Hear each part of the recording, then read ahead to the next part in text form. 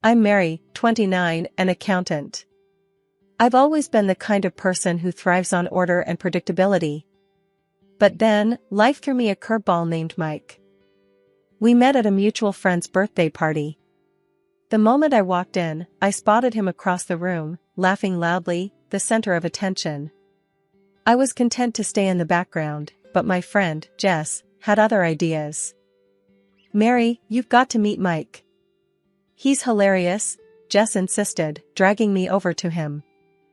I remember thinking, this is going to be awkward, but to my surprise, it wasn't. Mike was easygoing, his laughter infectious. I found myself laughing more in that one evening than I had in months. "Hey, I'm Mike." "And you are?" he asked with a smile that reached his eyes. "Mary. Nice to meet you," I replied, a bit more enthusiastically than I intended. He cracked a joke about accountants being party animals in disguise, and I couldn't help but laugh. We spent the rest of the evening chatting. He was into graphic design, loved indie music, and had a passion for cooking. I remember leaving the party feeling lighter, happier. Mike had this way of making everything seem fun and exciting. Over the next few weeks, we saw a lot of each other. He'd show up at my apartment with takeout from the newest restaurant in town or tickets to a concert. "Life's too short for routines, Mary. Gotta mix it up," he'd say. I was drawn to his spontaneity, a stark contrast to my structured life. He had this knack for pulling me out of my comfort zone, and I loved it. But I started to notice little things. Like how he'd casually drop $100 on a night out without a second thought, or how he'd switch jobs because he got bored with the old one. I tried talking to him about it once. We were at my place, and I broached the subject as delicately as I could. "Mike, don't you think you should be a bit more careful with money? And maybe stick with a job longer?" He just laughed it off. "Mary, you worry too much. Life's about having fun. Money, jobs, they come and go." I wanted to argue, to explain that that's not how the world works, but I didn't.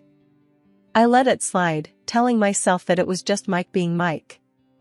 When he proposed, it was out of the blue. We were walking in the park, and he just blurted it out. "Marry me, Mary.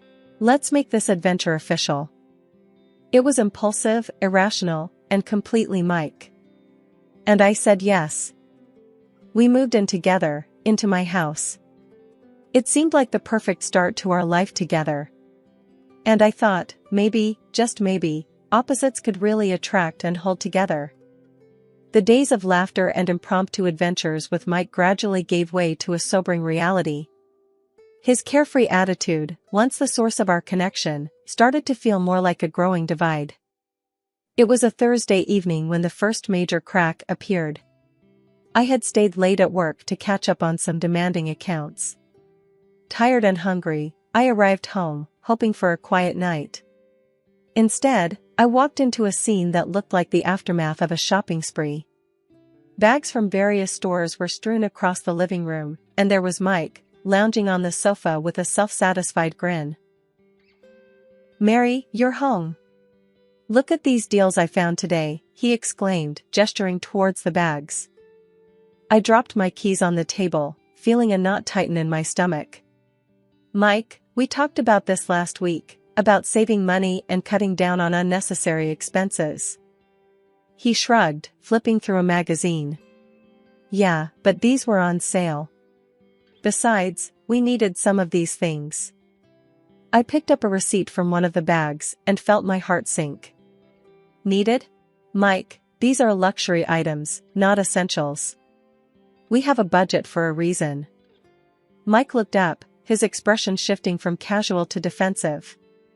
"Come on, Mary, don't be such a killjoy. We deserve to treat ourselves once in a while." I sighed, trying to keep my voice calm. "It's not about being a killjoy, Mike. It's about being responsible. We have bills, a mortgage, and we agreed to save for a rainy day." He rolled his eyes and tossed the magazine aside. "You always make a big deal out of everything." Can't you just relax for once? Then, one morning, I found an envelope addressed to Mike on the dining table. It was from his workplace. Curious, I opened it and felt my world tilt. Mike had resigned from his job without a word to me. When he finally came down for breakfast, I confronted him, the letter in my hand. Mike, what is this? You quit your job? Why didn't you discuss it with me first? He poured himself coffee, unfazed. Yeah, I quit. That job was a dead end, Mary. I need something better, something that excites me. But how are we going to manage our expenses? We need 2 incomes, Mike.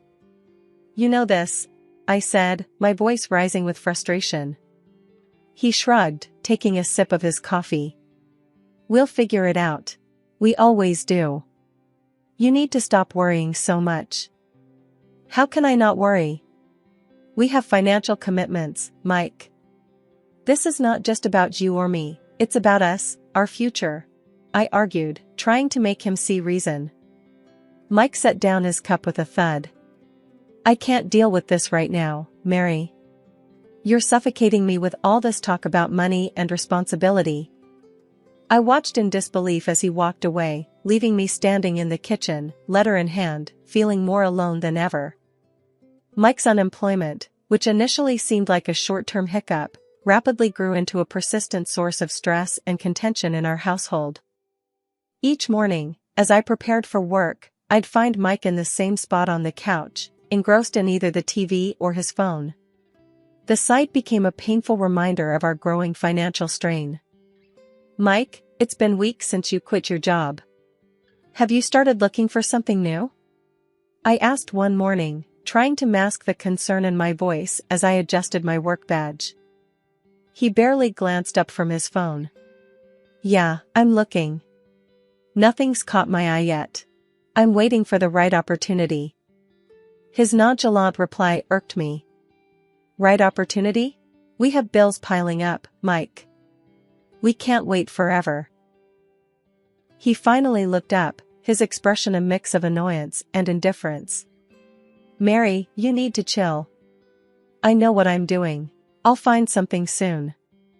Days turned into weeks, and the situation at home remained unchanged. I began to take on extra hours at work to keep up with our financial obligations, my exhaustion growing with each passing day. One evening, I came home to an unexpected scene. The living room was littered with pizza boxes and empty beer cans. Mike was sprawled on the couch, snoring lightly. The TV blared in the background. Mike, I called out, frustration evident in my tone. He stirred and blinked at me sleepily. What's up? He mumbled, rubbing his eyes. What's up? Look at this mess. And dinner? Were you planning to cook tonight? I asked, my patience wearing thin. He sat up, yawning. Oh, I forgot. Got caught up with the game. Grab something on your way home next time. I felt a surge of anger. I'm working extra hours to make ends meet, Mike. The least you could do is help around the house. He stood up, stretching lazily. I didn't ask you to work extra. You're choosing to stress yourself out. The conversation escalated quickly. Choosing to stress out? Mike, if I don't, how are we going to survive? You're sitting here doing nothing while I'm out there trying to keep us afloat. Mike's expression hardened. I'm not doing nothing. I'm trying to find a job. You think I like being stuck at home? Trying? By sitting on the couch all day? You're not even trying, Mike. This isn't what I signed up for when we got married. I shot back, my voice tinged with both anger and sadness. Mike scoffed. Well, sorry for not living up to your perfect standards, Mary. I didn't realize I married a nag. I was taken aback by his harsh words. A nag? Is it too much to ask for a partner who contributes? I don't understand how you can be so relaxed about our situation. He grabbed his jacket, heading towards the door. I need some air. I can't deal with this right now. The tension in our home had reached a boiling point. Every conversation with Mike about responsibility and our future ended in a heated argument, leaving a cold silence in its wake.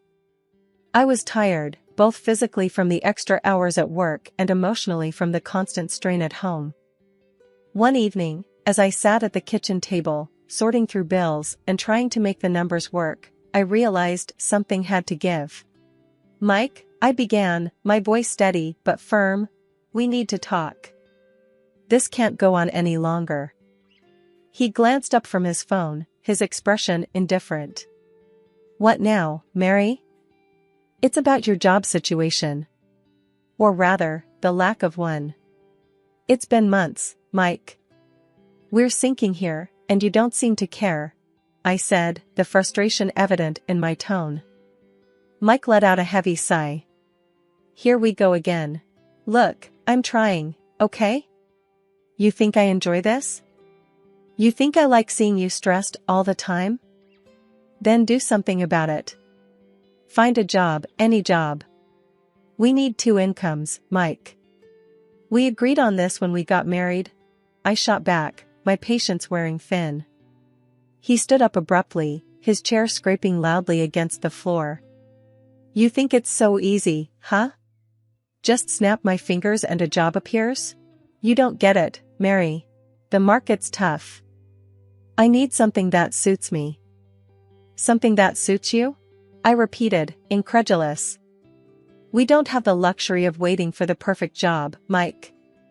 We have bills, a mortgage, responsibilities." Mike paced the room, running his hands through his hair. "I can't deal with this pressure, Mary. It's constant with you. Nag, nag, nag." I stood up, facing him. "This is not about nagging, Mike. This is about our life, our future. If you can't understand that, then maybe this isn't going to work." Mike stopped pacing, his eyes meeting mine. "What are you saying?" I took a deep breath.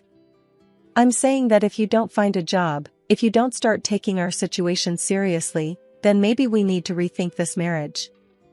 The words hung heavy in the air between us. Mike's face hardened, and for a moment, he said nothing. Then, without a word, he grabbed his jacket and stormed out, slamming the door behind him. I sat back down, my hands trembling slightly. I hadn't meant for it to come to this, but the endless cycle of arguments and indifference had worn me down. Days passed with no word from Mike. The silence was both a relief and a worry. Then, late one evening, my phone rang, jolting me out of my thoughts. It was the hospital. "Mrs. Smith? Your husband, Mike Smith, was brought in after an accident. He's stable, but he sustained some injuries." The news hit me like a punch to the stomach. I rushed to the hospital, my mind racing with worry and 1,000 unanswered questions. The sterile, impersonal atmosphere of the hospital was a sharp contrast to the emotional turmoil I was feeling. Sitting beside Mike's hospital bed, I watched him, his leg in a bulky cast, his face reflecting pain and vulnerability. It was a side of Mike I hadn't seen before, and it stirred a complex mix of emotions within me. As Mike's eyes fluttered open, he squinted at me, confusion giving way to realization. "Mary? You're here," his voice was weak, laden with a mix of guilt and relief. I forced a smile, trying to keep the conversation light. "Yeah, I'm here. How are you feeling?" He winced as he tried to adjust his position. "Like I've been run over." Which, I guess, isn't far from the truth. "What did the doctors say?" "They said you were lucky. The injury could have been worse. It's a severe fracture, and you'll need time to heal," I explained, watching his face for a reaction. Mike exhaled deeply, his eyes meeting mine. "Mary, I'm sorry. I've been such a fool, and now this," his voice trailed off. I sighed, feeling a wave of conflicting feelings. "Mike, we can sort through all that later. Right now, you need to focus on getting better." But he persisted, a hint of urgency in his tone. "No, I need to say this. I've been self-centered, and I've put you through so much. This accident, it's made me see things differently. I listened, unsure of how to respond. I appreciate you saying that, Mike. But it's going to take more than words to fix what's been broken. He nodded solemnly. I know, and I want to make it right. I'll find a job as soon as I'm able. I'll help out more around the house, whatever it takes. The conversation was briefly interrupted by the nurse who came in to check on Mike's vitals. After she left, we resumed our talk. Mike, it's not just about the job or the housework. It's about us, our relationship. We've been drifting apart, and it's going to take effort to bridge that gap, I said, my voice steady but filled with emotion. He reached out, taking my hand. I know I've messed up, Mary. But this accident, lying here, all I could think about was you. How much you mean to me, and how I've taken you for granted. I felt a lump in my throat. His words were touching, yet I was cautious. I want to believe you, Mike. I really do. But we've had so many false starts. I need to see that you're serious about this change.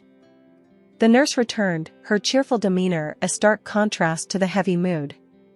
We're going to start some mild physiotherapy soon. It'll be a journey, but you're in good hands. After she left, Mike looked at me, a newfound resolve in his eyes. I know it's going to be a long road, but I want you with me, Mary. If you're willing to give me that chance. Bringing Mike home from the hospital marked the beginning of a new, challenging chapter in our lives. His broken leg meant he was confined to the bed or the couch, and his dependence on me for the simplest of tasks was a stark change from his previous self-reliance. The first few days were a flurry of adjusting to the new routine. I juggled my work commitments with playing nurse to Mike. One evening, after a particularly long day at work, I came home to find Mike glaring at the TV, a frown etched on his face. Mike, how are you feeling? Do you need anything? I asked, dropping my bag and kicking off my shoes. He turned his head, his expression sour. Where have you been? I've been calling out for help to get to the bathroom, and you were nowhere. I felt a twinge of guilt mixed with frustration. I had to stay late at work, Mike. You know my job is demanding. I can't just leave whenever I want. He scoffed. Well, maybe your job shouldn't be more important than your husband. As the days went on, Mike's demands grew. He wanted specific meals at specific times, his medication handed to him on the dot, and constant attention. If something wasn't to his liking, he made sure to voice his displeasure. One Saturday, I spent hours preparing his favorite dish, hoping it would lift his spirits. As I set the plate down in front of him, he looked at it and then up at me with disdain. This is what you made? It's too salty. Can't you do anything right? I felt my patience snap. Mike, I've been running around all day, trying to take care of you and keep up with everything else. A little appreciation wouldn't hurt. He sneered, pushing the plate away. Appreciation? For this? I'm stuck in this bed because of my leg, and all I ask is for a decent meal. I stood up, my hands trembling with anger. You know what, Mike? I'm not your servant. I'm your wife, and I deserve some respect. Mike's eyes flashed with anger. Respect? You want respect? How about respecting my condition? I'm the one who's suffering here. As I walked away to cool down, I realized that the man I was trying to help was becoming increasingly unrecognizable. The sweet, apologetic person I had seen in the hospital had vanished, replaced by someone who seemed to take pleasure in belittling me at every turn. That fateful day, I returned home from work earlier than usual. The house, usually quiet during these hours, echoed with an unfamiliar sound of laughter coming from Mike's room. My heart pounding, I tiptoed closer, a sense of dread growing with each step. Peering through the slightly open door, I saw Mike, animated and cheerful, chatting on the phone. Oh yeah, I've settled in quite well here, he said with a laugh. Mary doesn't have a clue. My breath caught in my throat. Who was he talking to? What was he talking about? A cold shiver ran down my spine as I processed his words. I backed away, my mind racing, then loudly re-entered the house, slamming the door to announce my presence. I composed myself and walked into his room. Mike, hearing the door slam, quickly changed his demeanor and ended the call. "Mary, you're back," he said, feigning weakness. "Hey, how are you feeling?" I asked, masking my turmoil with a concerned smile. "Just the same, you know," he replied, avoiding my gaze. The next day, I contacted a private detective, someone I knew from a previous work case. "I need you to find out everything about my husband's activities," I told him over the phone. "And there's a woman he might be involved with." While the detective did his work, I played the part of the dutiful wife. It was agonizing, acting as if everything was normal when every instinct screamed that my world was falling apart.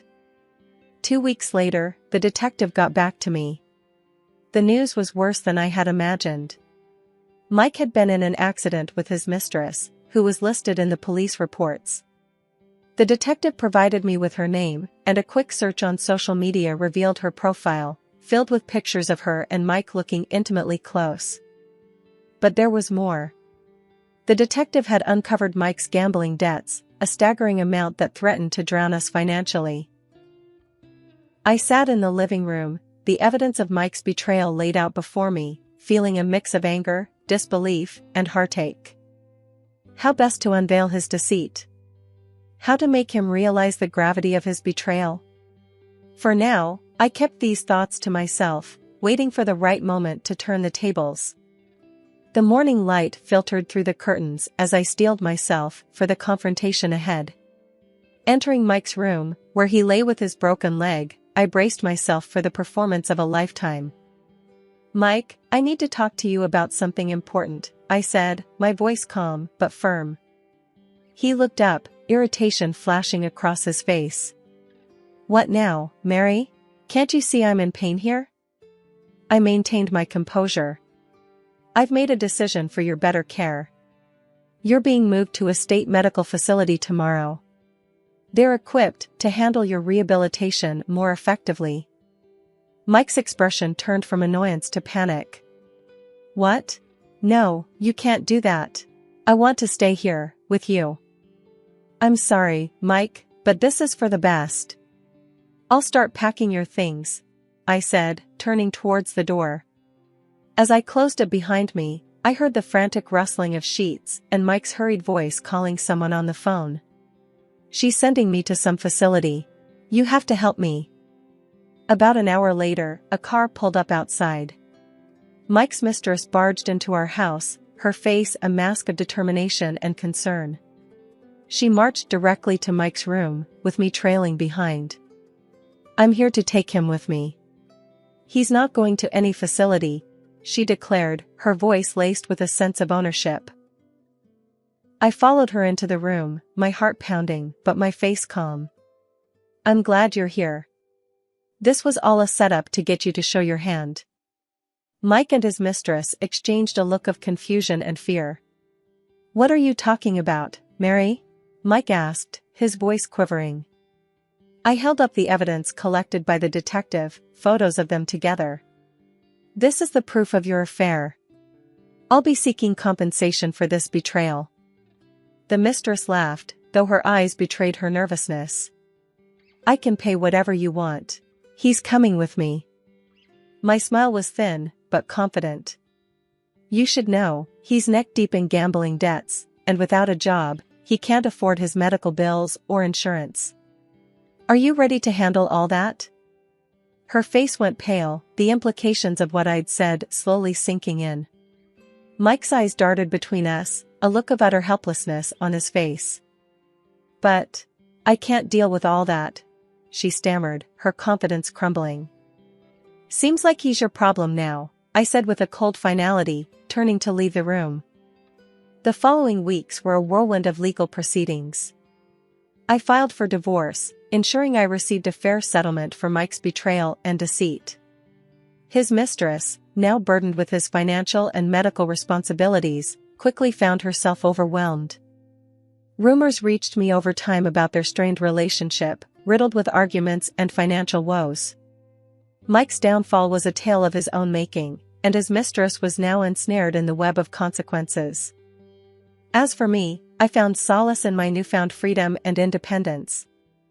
The betrayal had been painful, a stark lesson in trust and deception. Yet, it also imparted a strength I never knew I had. I moved forward with my life, emboldened by my resilience and determined to find happiness on my own terms, free from the shadows of deceit and betrayal.